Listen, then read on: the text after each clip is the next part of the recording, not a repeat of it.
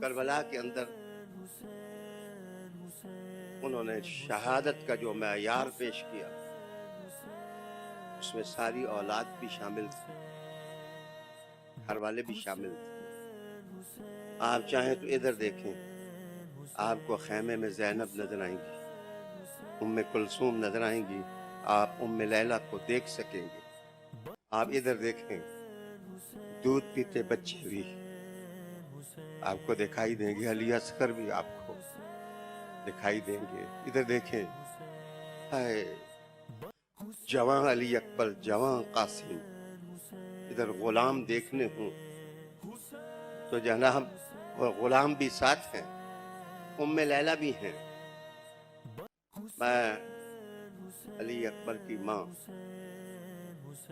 یہ اس لیے میں نے نام لیا کہ یہ جناب ابو سفیان بن حرب کی بیٹی تھی، یہ بنو امیہ خاندان سے تھی اور علی اکبر کی ماں تھی۔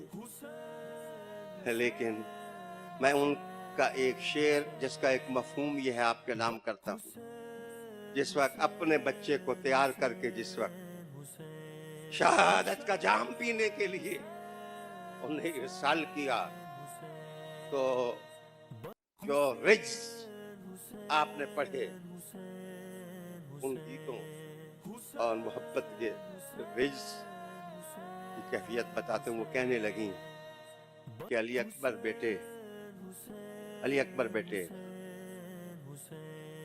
تیرا خاندان، تیرے والد کا خاندان، تمہارا خاندان وہ خاندان ہے جس میں کوئی آ جائے تو خاندانوں کے ذائقے بدل جاتے ہیں، سوچوں کے معیار بدل جاتے ہیں، اور امتحانات کی گھڑیاں وہ لرزانے لگ جاتی ہیں۔